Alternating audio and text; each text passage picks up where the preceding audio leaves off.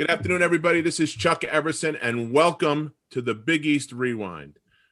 With my co-host today, Sonny Spera, number 23 in your program and number 1 in your heart, Syracuse heartthrob. Sonny Spera, the great Dr. Spera. Sonny, we've got a great show lined up today. We're going back to the media, and we're going to talk to a couple of guys that have been calling games. One guy actually played and called games. So why don't you take us away, give us our first introduction. All right, my pleasure. A fellow Orangeman.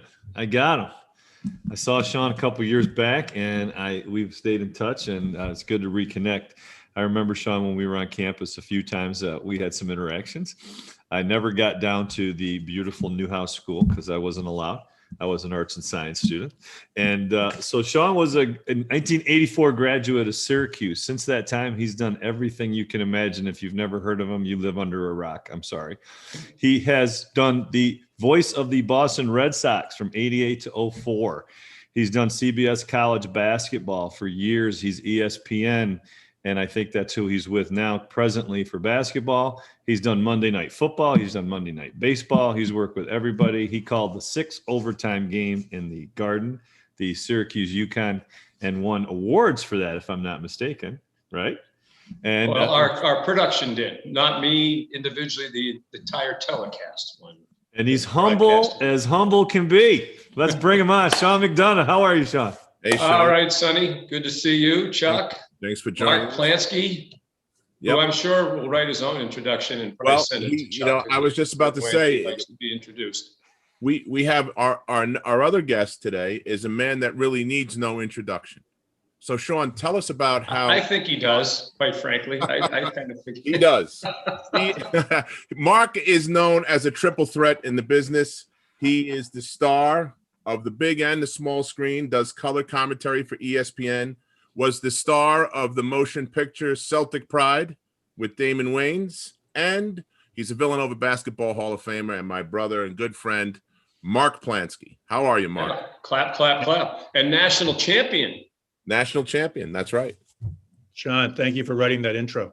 Yeah, and played in the NBA. And by the way, is a very solid, what would your handicap be right now, Mark? About 7?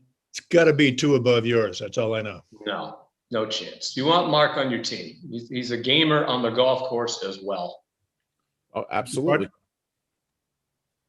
Beautiful.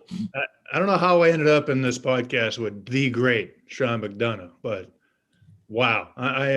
Chuck, send me this tape. This is going to go down, and I'm going to keep this one. This is right next to the 85 championship game. Right next to it. Close.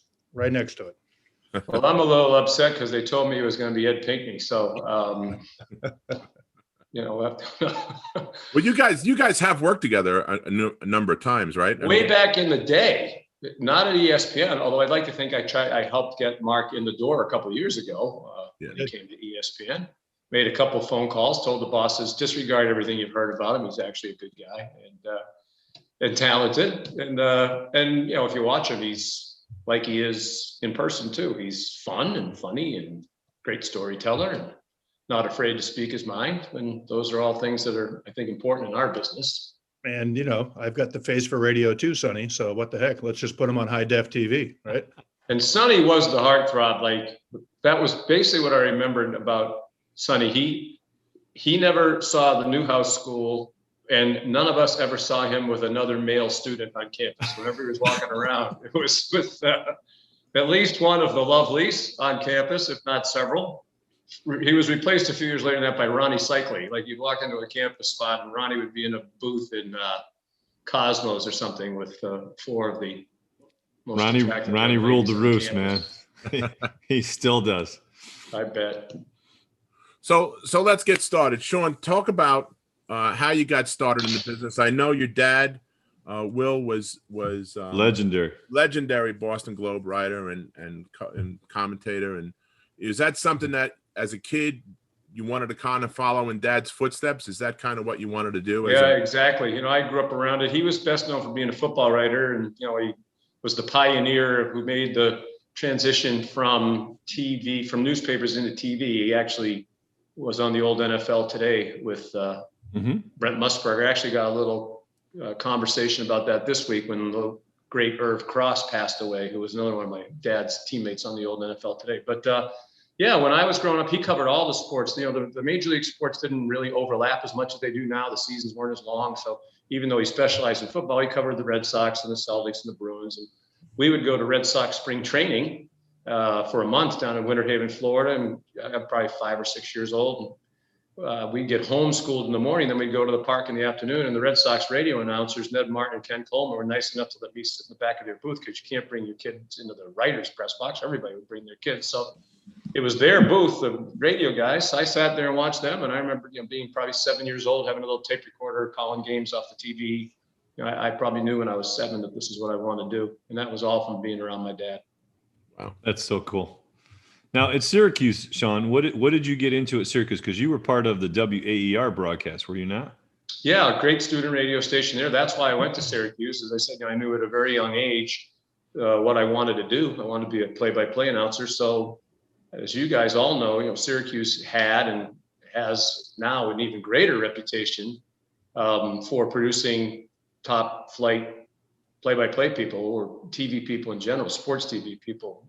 By the time I was going to college, Marv Albert was already a legend, Dick Stockton, Bob Costas is about 10 years ahead of me. He was well on his way at NBC doing a lot of big stuff. So that seemed like the place to go, and it was, and it still is. It's kind of the fun part of when you go there, that you hope someday your name is on the list, and the kids of today are saying, I went there because Mike Tirico went there, Dave Pash went there, Dave O'Brien, or whoever it is. You hope that maybe your name gets mentioned. Remember, one year in the football media guide, they listed, Syracuse is known for producing sports broadcasts. They listed about 10 people, and I wasn't one of them. Well, that's fine.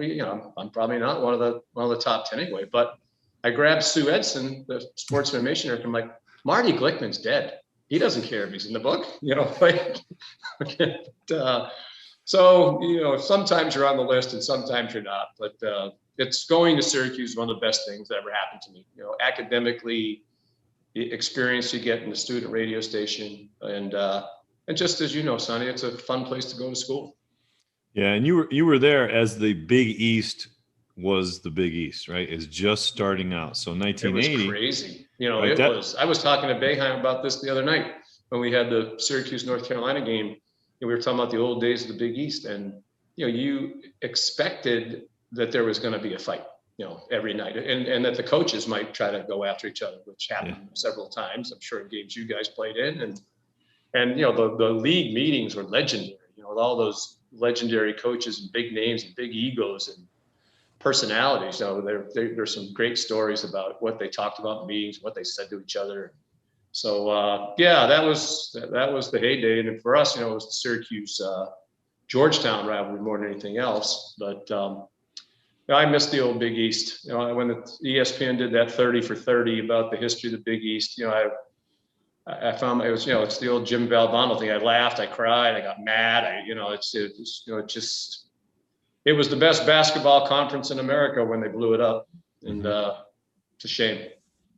Yeah, so we're gonna get back to some of those legendary stories. Let's get Mark's take. Mark, how about yourself? When you went to Villanova, what was the Big East mean? What did that mean to you? First of all, Sonny, when I worked with Sean, right, he taught me two very important things in broadcasting. First one was speak when spoken to. So thank you for addressing me, because when you work with Sean, you got to speak when spoken to. And I was privileged to work with Sean. So are you saying Sean talks a lot? No, I didn't say that. I just proved that my last couple of answers were like an hour. That's why I like podcasts. You can just keep going, and who cares, right? So.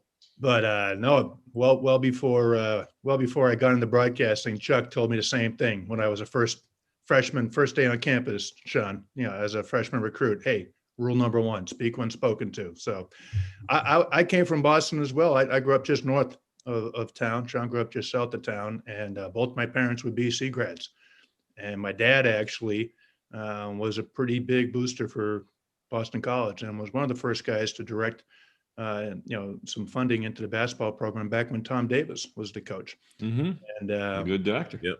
Yeah. And then so Gary Williams took over, and I started getting recruiting, and you had guys coaches like Coach K and Coach Fisher from Michigan and Coach Mass and Bobby Cremens came in with that great Bronx accent in Georgia Tech and came into my living room, and everyone thought I was going to BC because my dad, had worked on an actual assisting deal to help BC be the 8th team in the Big East, Sonny. So here I was supposed to go to BC, and I ended up going to Villanova. My dad came down and watched it early, like in the November, and said, geez, you guys are pretty good. You made a good decision. And obviously at April 1st, he was right. So Chuck wears BC colors tonight, right? Just for this? Yeah. Sort of, kind of, yeah.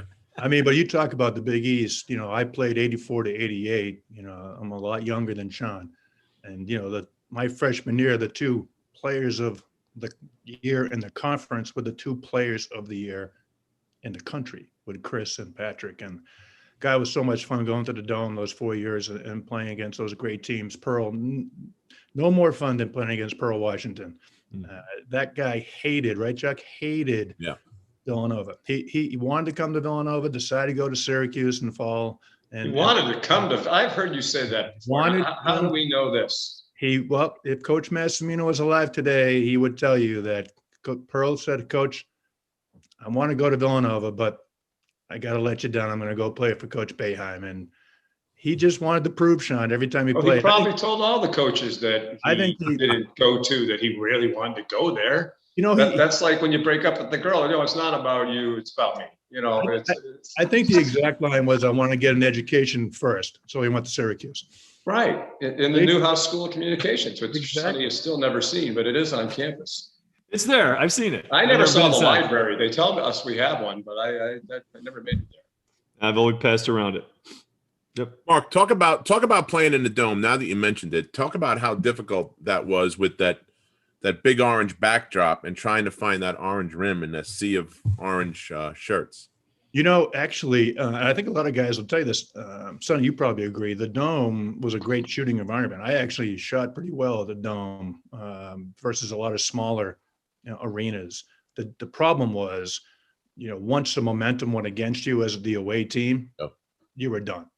You'd work all game long to compete and keep the game close, and then 90 seconds later, you'd be down 8 points and the game was over because 35,000 fans just had the place rocking. And, look, you're 18 to 22-year-old kid and you get nervous and you start making mistakes out there with the talent that Syracuse had in the 80s. Every possession was vital. And if you made a mistake, you were down 10. And at the Carrier Dome, that was game over. You guys played such a patient game. I mean, really, Massimino was kind of a mastermind of that, right? Control tempo, control the pace, et cetera. And you're right. I think Syracuse was more of an up and down team. Derek Coleman, Ronnie Cycli, Sherman Douglas, Pearl. I mean, they just were, they were track stars, right? So if they got a couple of things, it turned around quick. You're right.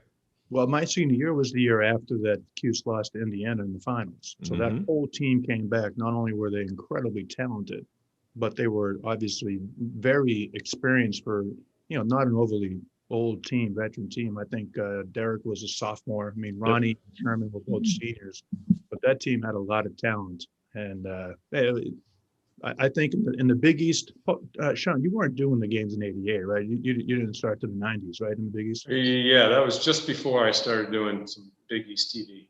So I think Raph was already in his 40th year. Yeah, Raph was doing the game for sure, and we were in the championship game. And no, you know what it was? It was actually the CBS team. It was Brent and Billy Packer. Yeah, Billy Packer. And we got, I think the stat was something like 25-0 in fast break points at Syracuse versus Villanova. And all they would do is they would just rebound, tap it out, and then off to the races. You just couldn't stop them once they got going.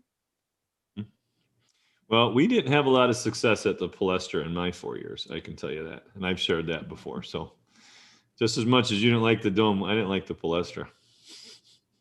That wasn't, you weren't there, Sonny. You didn't overlap with Danny Shades, right? He was. No, it was right after Dan. That was a class. He grabbed Danny and Eddie. One of my foremost memories of when I was a student there was Villanova, Syracuse, and the Palestra. And I think Danny fouled out. And Dolph Shades, the legendary dad, came out of the stands, like wanted to go after the officials. One of the things Boeheim was talking about the other day, we were talking about the old Big East.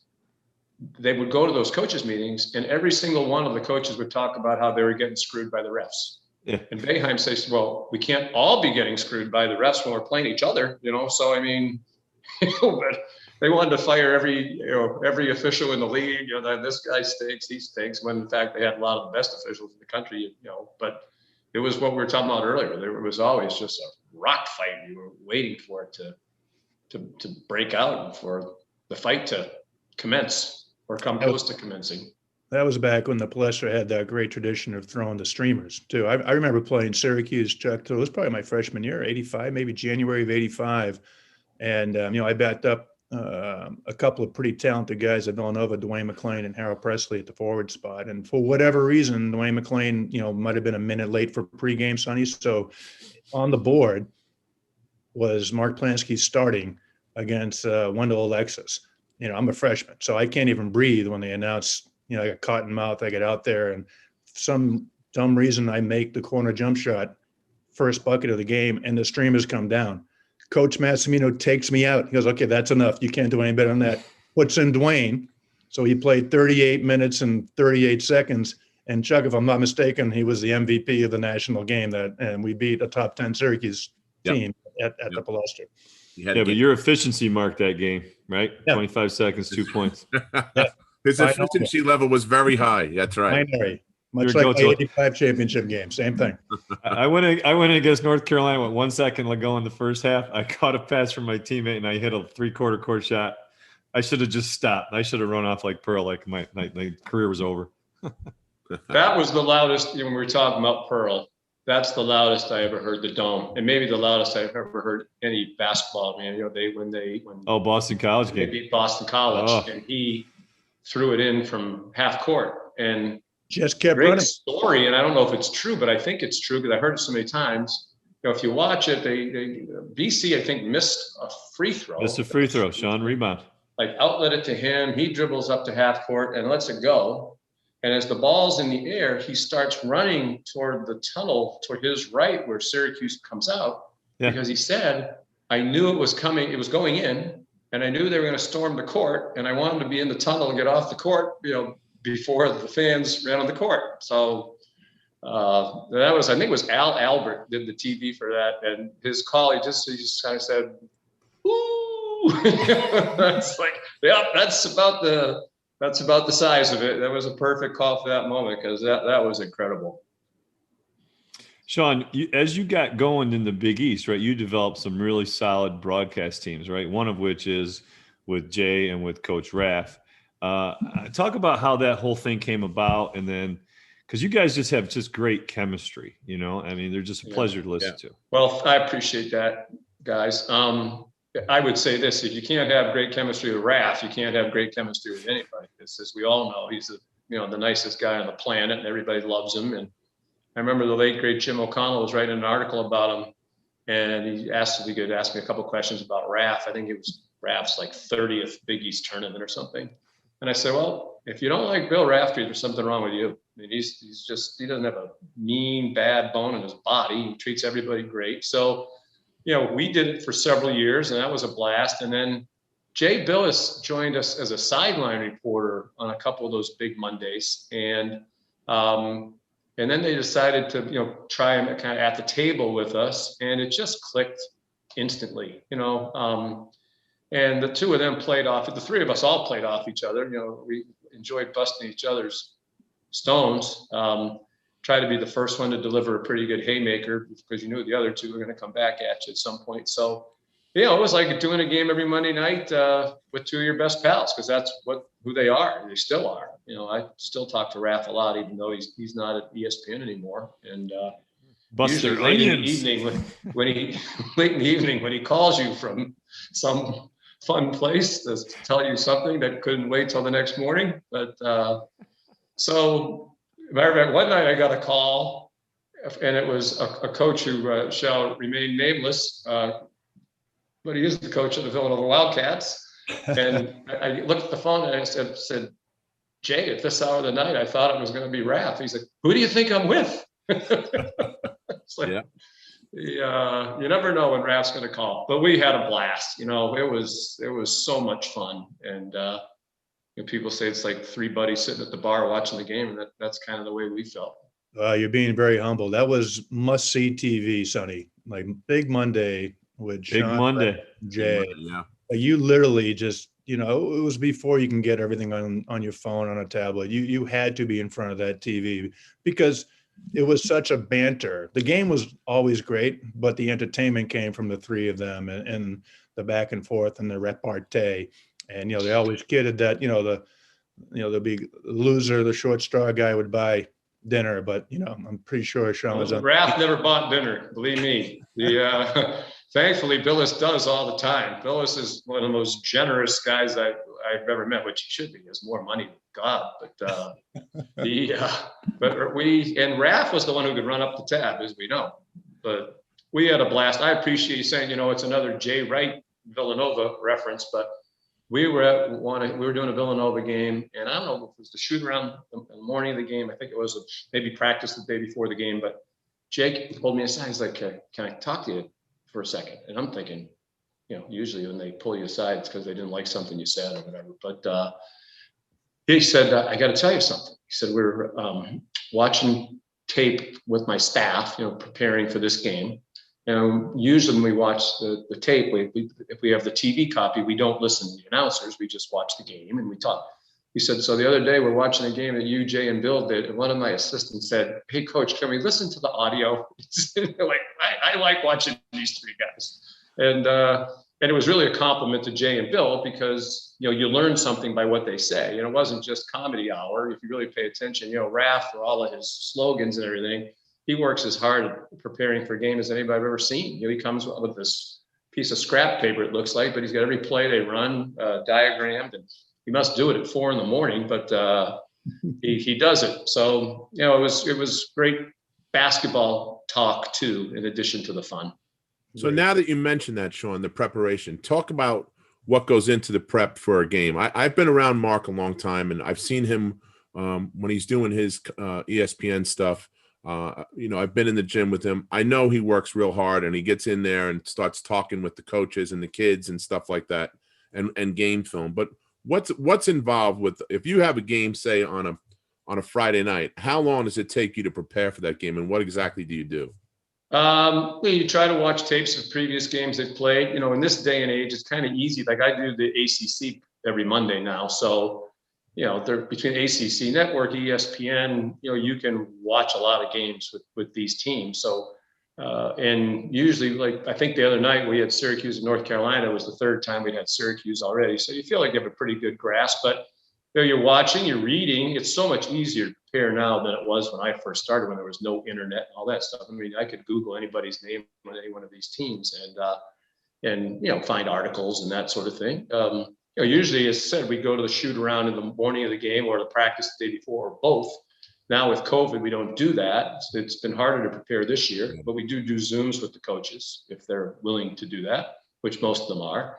So, and try to talk to some of the players if you can. Some schools make players available, some don't. So that's kind of hit or miss. But the preparation, Chuck, is the most important part of it by far. I just spoke to a broadcasting class at Arizona State this morning on a Zoom, and 95% of my time is spent in the preparation. The game might be 5% of what you do, but that's the most important part. You could show up and wing it. Guys do. You can kind of tell. I think they never tell you anything that you didn't really already know or couldn't figure out just by watching the game yourself. But I think we owe it to our company, and we owe it to the viewer more than anything else to try to be as informed as we can.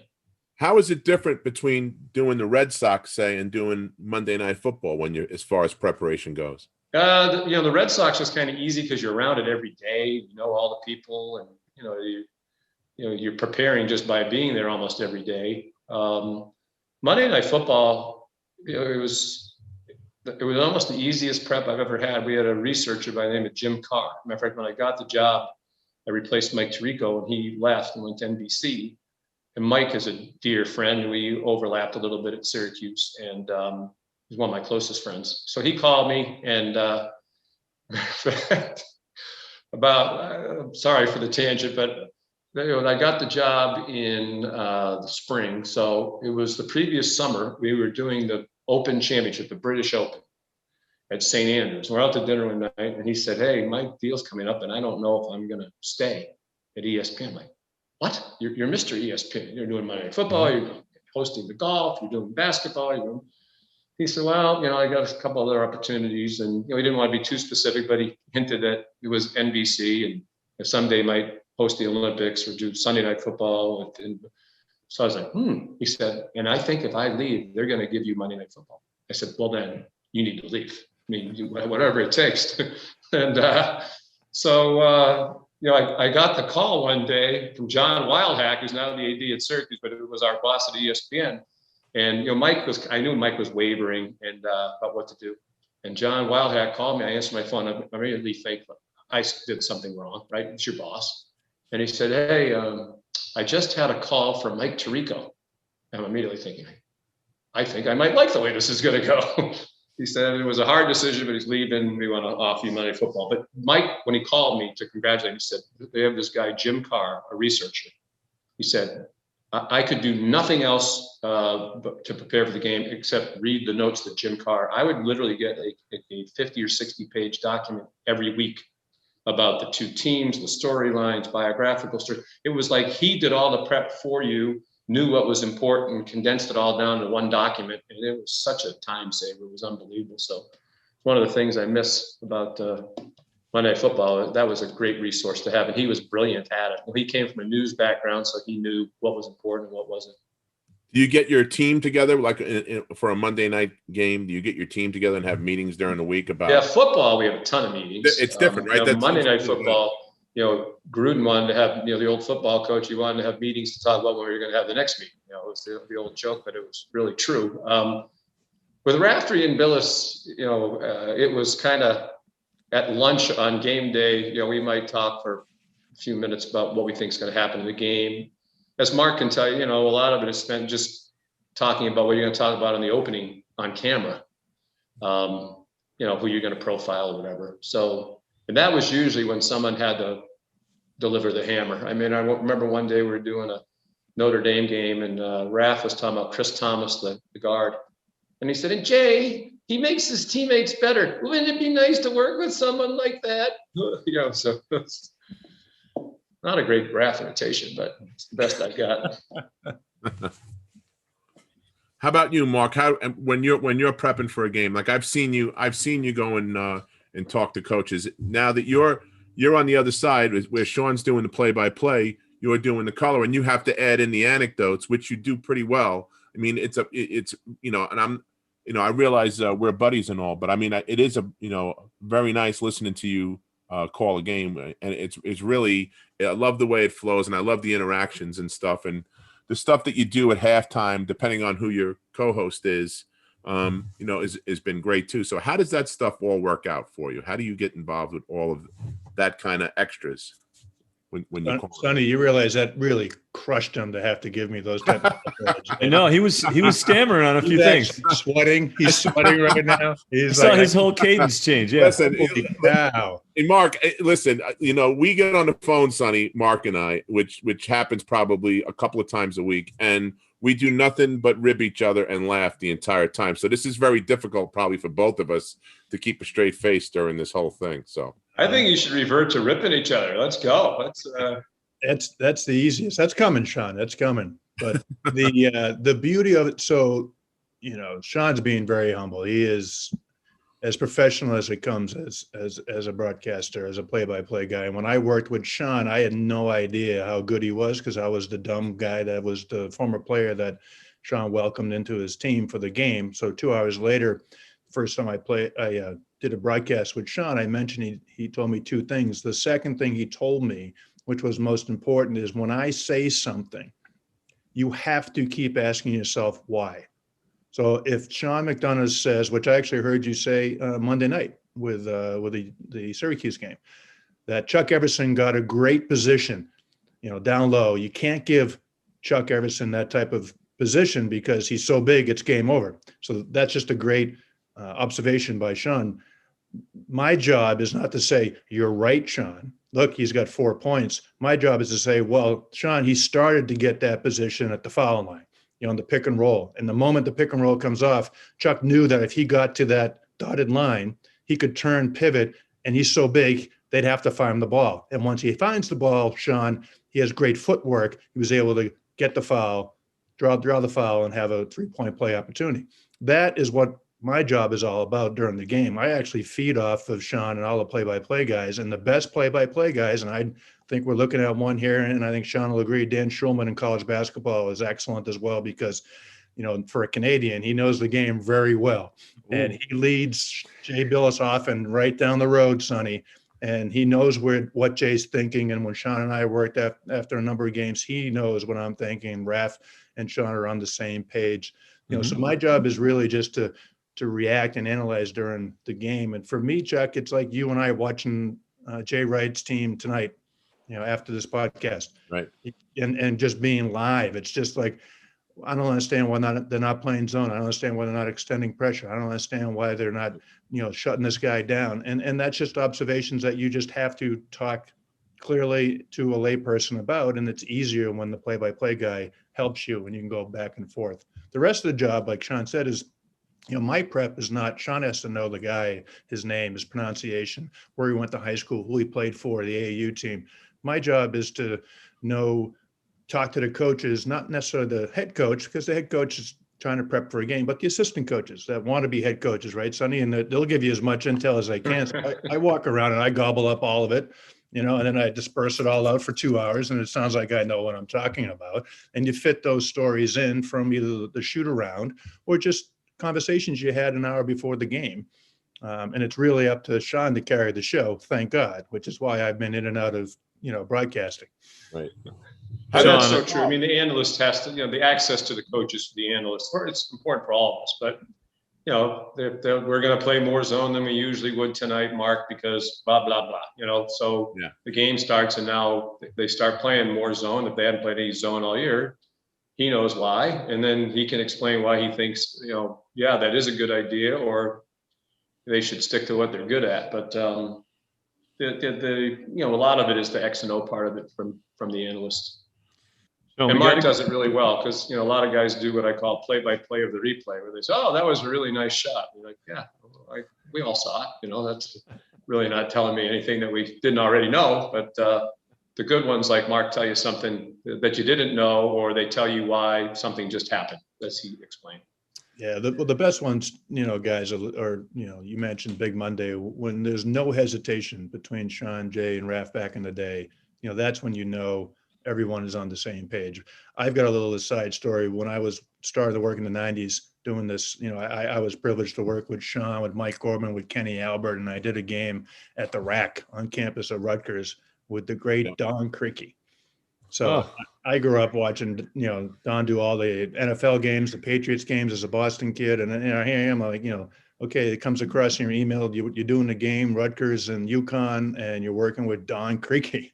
So I'm like a little nervous. So, at the RAC, the opening was on the court, but as Sean knows, you have to go up 25 steps, 25, stands to get to the middle of the stands. This is where you televise the game. So we're walking up, and as we're walking up, he's like, okay, great job in the open. Now I'm going to take it when we come back on air, and you'll know when to talk. So I'm like, okay, great. That makes sense. I've worked with Sean. I've worked with Mike Gorman, Kenny Albert. I'll know when to talk. Mm-hmm. So I'm just waiting. And he's done with what he needs to say. And Sean, he reached over and grabbed my knee underneath the table off camera. And I just went, oh! I was like, that's not when no, whoa, okay, all right. So was that the cue to talk or to stop talking? Exactly. That was the cue to jump. That was Don saying, I'm working with a rookie. I'm going to make sure he doesn't mess up this broadcast. That's what that was. But boy, was that fun. He was a joy to work with. A little too much Notre Dame, as you know, Sean. But other than that, nice man too. Great man. Yeah, all those years with Bob Trumpy on the NFL. Absolutely. They're an excellent team. Sean, you got to talk. We got to go back to the comment you made before about some of the conflicts and the coaching interactions that you were privy to. See if you don't mind, share a few stories or a few interactions that you were. One of the funniest things, like when I got to Syracuse, Raph was still the coach at Seton Hall, I think for Right. 1 year. I think my freshman year, I remember the Big East tournament that year was in the Dome. Yep. And, we're all in the stands and we're watching Seton Hall play wherever they're playing. And we're all like, who is that crazy man? In the ugly sport coat, he had these plaid jackets when he coached them.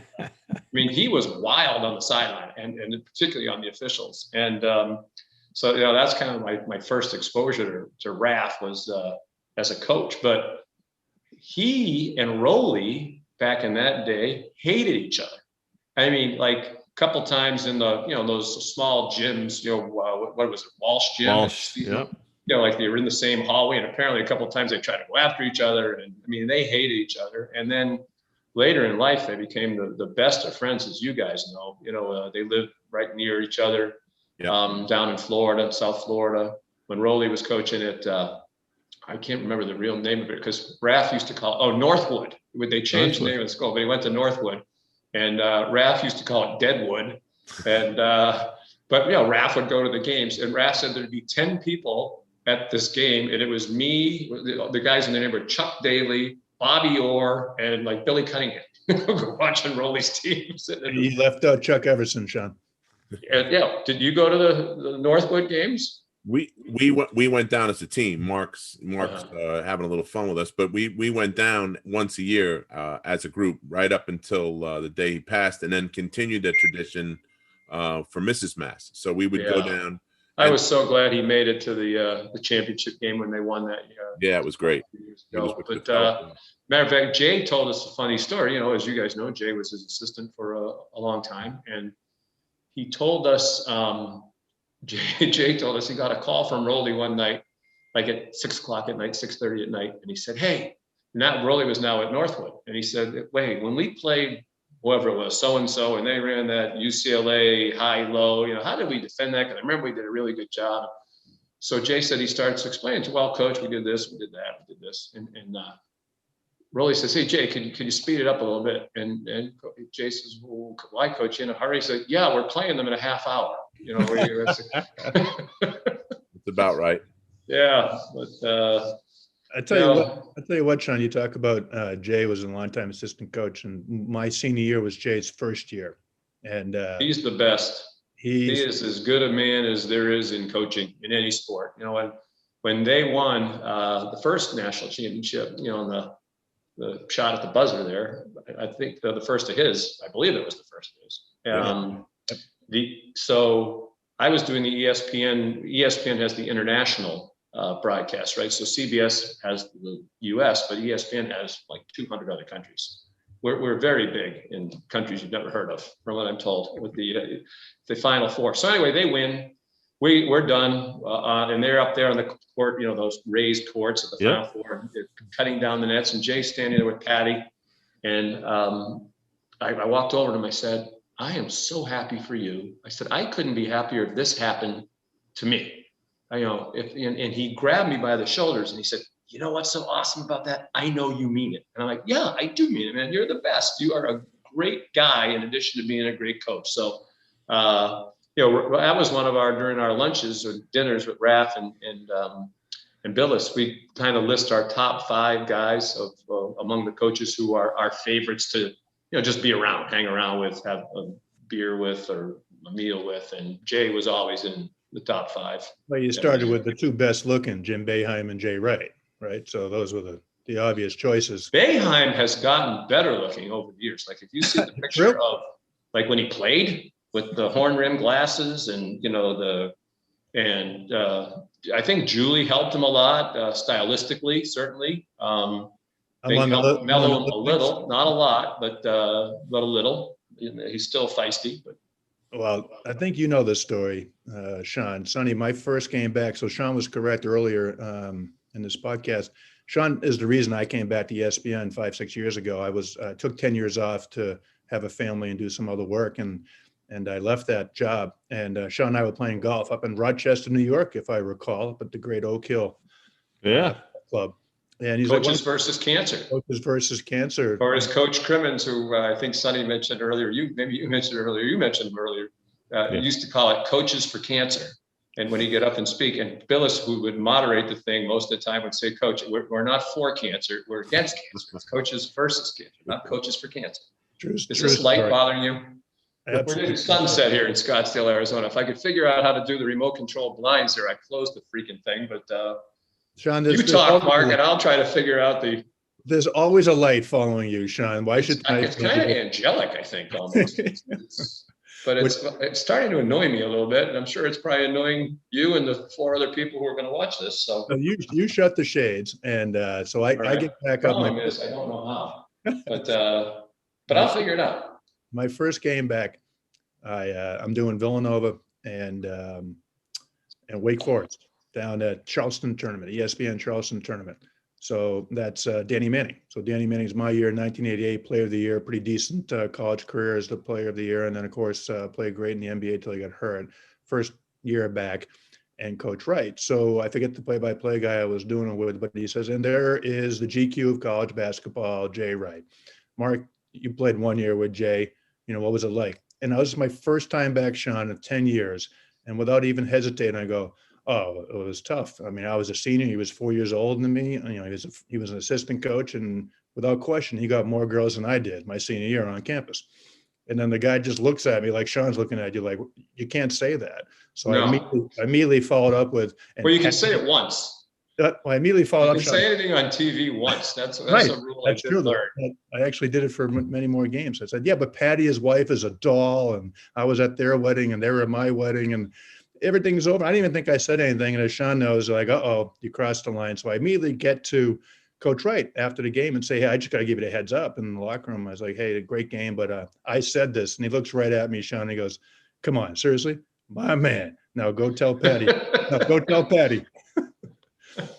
We talked about Jay and Rolly. So one of our traditions when the 3 of us were doing the big Mondays together, when we do a game at Philly, a Villanova game in Philly, most of them, the games we did, because they were a little bit bigger than were in the 76ers arena downtown. I used to like when you call it the FU Center, which I don't think it's called the First Union Center anymore. No. But we go to Davio's. As you know, Davio's is Boston based and founded by a great guy, Steve DiFilippo, and it's expanded around the country, including in Philly. It was right near the hotel where we used to stay. So we would meet Jay, and usually, like if Danny Gavitt was there from the Big East or something, we'd have 6 people, 10 people, our producer. So we'd meet at Davio's. So I go in before the game, and I see Jay in their locker room. I say, by the way, we're all set up for Davio's. When you get done with your meeting stuff, just come there. Usually we get there at 9:30 or 10 at night. The game's not over till 9. He said, I don't think I can do that. He said, Rolly's here. And I told him we'd go. I said, well, bring him. Raph will be here. And so I had told the maitre d' guy, we'll probably have 10 people, maybe 12. We had 63 people. Rolly told like every person he saw at the game that night that we're going, and they have like 2 waiters because it's most of the restaurants almost closed, so. And they were all apologetic. I say, it's not your fault. Just do the best you can. But it turned out to be a nice Monday night bottom line for Davio's because there was a little bit of wine as part of that get together. It usually is when those guys get together. That's yeah. Sure. So talk about the Big East tournament a little bit and some of the games that you called there, some of the memorable games. Well, that was the best, right? With the old Garden, you guys got to play in it, and it's just, especially the Saturday night final, walking in there Saturday night on Broadway, and nothing will compare to that. And there are a lot of great games. The Sonny mentioned the one that stands out to me the most was that 6 overtime game between Syracuse and Connecticut. I had so many text messages and phone calls at 1:26 in the morning, whatever it was, from people who said, I don't even care about either one of these teams, but I couldn't shut it off. It was just such a great game. Bob Costas called me the next day. This is a good name drop, huh? But just throw in Bob Costas. Good segue. Good. He was good. Smooth name drop. So he was in Hawaii and he was on his honeymoon. And he said they're watching the game as they're getting ready to go to this restaurant. He's a hopeless romantic. Yeah. So they're getting dressed. I mean, but the restaurant they were going to was known for its sunsets. Like, that's why you go there. So the game goes to overtime. He says to his wife, hey, call the restaurant, see if they can push it back 15 minutes. I need to see the end of this game. So it goes to overtime. Call the restaurant, see if they can move it back another 15 minutes. So about the third time he does it, it's the sunset. You're going to miss the sunset. We'll go tomorrow night. I have to watch the end of this game. So there are a lot of stories like that. To me, the most remarkable thing about it, and there we could do a whole podcast just about that, was in the first 5 overtimes, Syracuse was never ahead, not by 1 point, not for 1 second. They were either behind or tied for every second of the first 5 overtimes. I mean, that's 25 minutes of game action, never ahead. So to play, under that kind of pressure and to get it to the 6th overtime, then obviously they won. We'll never see that again in any basketball game. How was that? How did you hold up towards the end of that game? Well, I was worried about Raph because, at his age, he's a Flomax commercial. Let's face it. So, it's. And but he, no, you wrote. I don't know what overtime it was, second or third. We all knew we are watching something really special. Because it wasn't just that it was close. It was guys making plays and guys fouling out. And I remember Syracuse lost a few guys, and they put, I think his name was Justin Thomas, barely played. And he comes in, and they put him in the middle of the 2-3 zone in the back line. And he comes in the 5th overtime. He's doing jumping jacks. And the other guys are looking at him like, listen, we can barely stand up. But, Hashim Thabit's diving on the floor in the 4th overtime and whatever it was. It's just clutch plays, well-played game, beautifully officiated game. I mean, they did a fantastic job from start to finish. And, I remember Raph and Billis and Jay and I stood up and clapped when the game was over, which I don't think any of us have ever done, saluting both teams. It was just such a magnificent performance. And I was really proud of our group because you mentioned that the telecast won an award, and it deserved it. It's one of those nights where you get dropped into one of the games of your life, and everybody was at their best. The camera people, the tape guys, the producers, the directors, the audio people. Remember, you guys might remember, it almost didn't go to overtime. Eric Devendorf hit a shot at the buzzer of regulation, and they counted it. He jumped on the table. He jumped up on the scorer's table, and that's it. They're going to win at the buzzer in regulation. And then they looked at the monitor, and Peter Dingle was our handheld camera at center court. I don't know if you remember the shot, but there was this unbelievable shot where he was, because he was sitting on the court and Devendorf was right in front of him. You could see that the ball was barely still on Eric's fingertips, and you could see the clock go to 0 on the top of the basket. And so if we didn't have such great camera work, it wouldn't have gone 6-0. None of that would have happened. So it was a great. Costas would have seen his sunset at that point too, right? Yeah, Bob would have made his dinner. His wife wouldn't have been mad. But I don't know. I had probably a couple hundred text messages when that game was over from people who, just couldn't shut it off. How about you, Mark? What are some good Big East tournament memories for you? My senior year, we got to the finals, I mentioned earlier, and lost to a great Syracuse team on Saturday night. But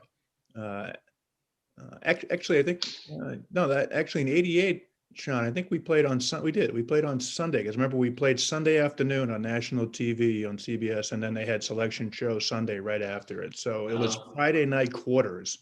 We played St. John's, the 4th game of the quarterfinals at the Garden. And, that was just amazing. Friday night, all of Wall Street, drinking 20-ounce beers for 24 hours, and then they show up and they're rooting for St. John's, and we won a nail biter.